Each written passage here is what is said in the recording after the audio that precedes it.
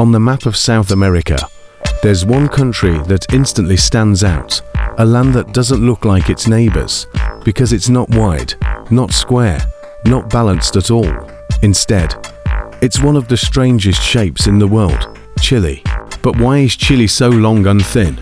And how has this unusual shape shaped its history, created massive problems, and still turned it into one of the most stable countries in South America? Let's find out. If you look at the map of South America, you'll notice a very strangely shaped country, and that is Chile.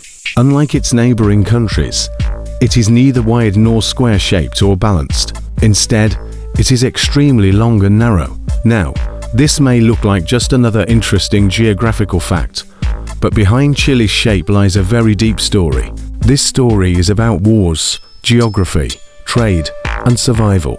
Because Chile's shape is not only unusual, it also creates many problems for the country. Whether it's natural disasters or security issues, Chile has to work much harder compared to other countries. In today's video, we'll see why Chile has such a strange shape, how this shape creates problems for it, and how, despite such a difficult geography, Chile has survived.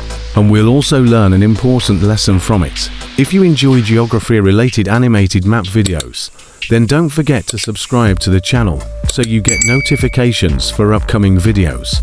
The making of Chile's shape. Chile did not always have such a strange shape.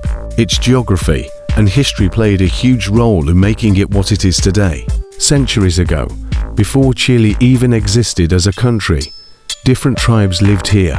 In the north lived the Atacameños and Incas, while in the south lived the Mapuche, a fierce warrior people. In the 15th century, the Spanish Empire came here searching for gold, but unlike Mexico or Peru, there was no great civilization here. Instead, there were harsh mountains, dry deserts, and a warrior nation unwilling to give up.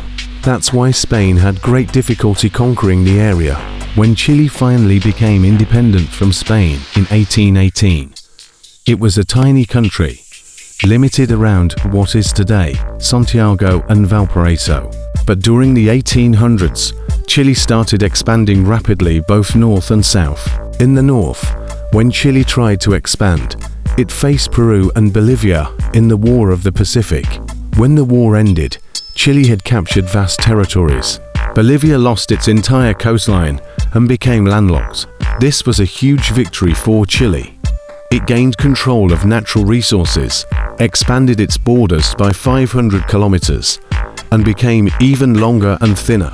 In the south, Chile also tried to take control of Patagonia, an area also claimed by Argentina. Several times, both countries almost went to war, but finally, in the Boundary Treaty of 1881, Chile was given control over southern Patagonia and the Strait of Magellan.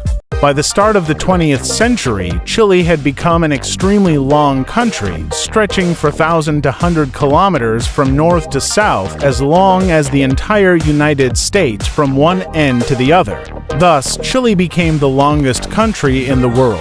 The problems of Chile's geography. But with this length came serious problems. Chile is trapped between two barriers. On the west is the Pacific Ocean, giving it a huge coastline, but also preventing expansion in that direction. On the east is the Andes Mountains, with peaks over 6,000 meters high, acting like a massive wall.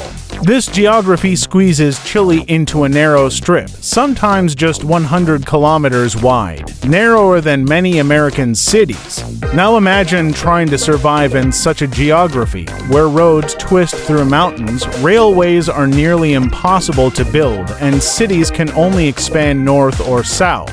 In the north lies the Atacama Desert, the driest desert in the world. Some places haven't seen a drop of rain in years. Still, people live there, mainly working in copper and lithium mines. In the south, the environment is completely different. Cold rains, strong winds, glaciers, and ice.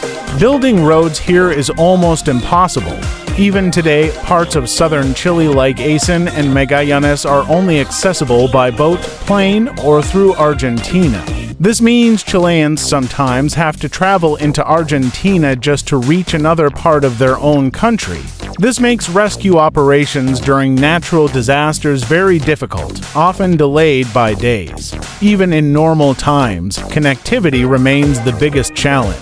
For example, a flight from northern to southern Chile takes about 5 hours, and many people travel by road through Argentina because there's no direct connection inside Chile.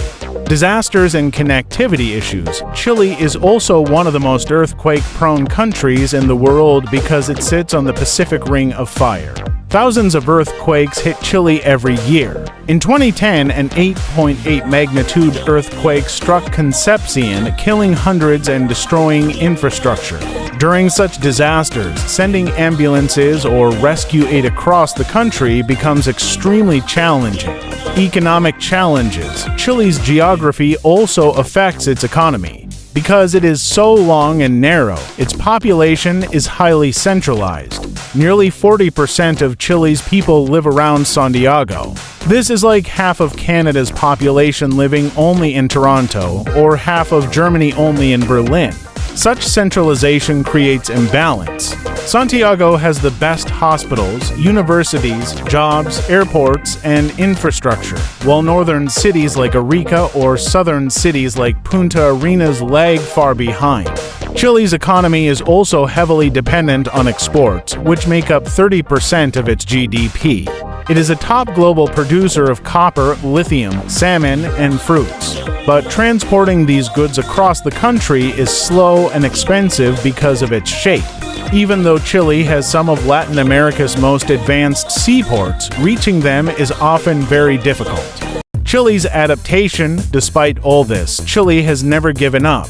Instead, it has found smart ways to adapt. One example is the Carretera-Austral Route 7 Southern Highway, started in the 1970s under dictator Augusto Pinochet. The main reason was not just to connect north and south, but also fear of rebellion due to disconnection. Building it was extremely difficult, through forests, mountains, and rivers. Even after 40 years, parts remain incomplete, and those that are complete are very hard to maintain because of floods and earthquakes. Chile knows it cannot change its geography. It cannot remove the Andes or the Pacific Ocean. So, the only option is to adapt. That's why Chile has heavily invested in high-speed internet and satellite connectivity. Over 90% of Chileans have internet access today. Drones, solar power, microgrids, and small airports to connect remote areas. Collaboration with Argentina, since traveling via Argentina is often easier than traveling within Chile itself. Bridges, tunnels, and boats in southern areas like Magallanes and Tierra del Fuego.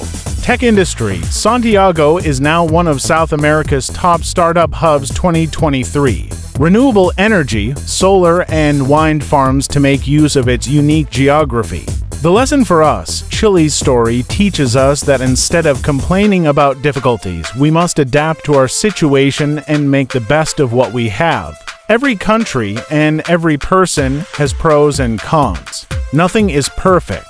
The real success is in improving what you already have instead of wasting time wishing for what you don't.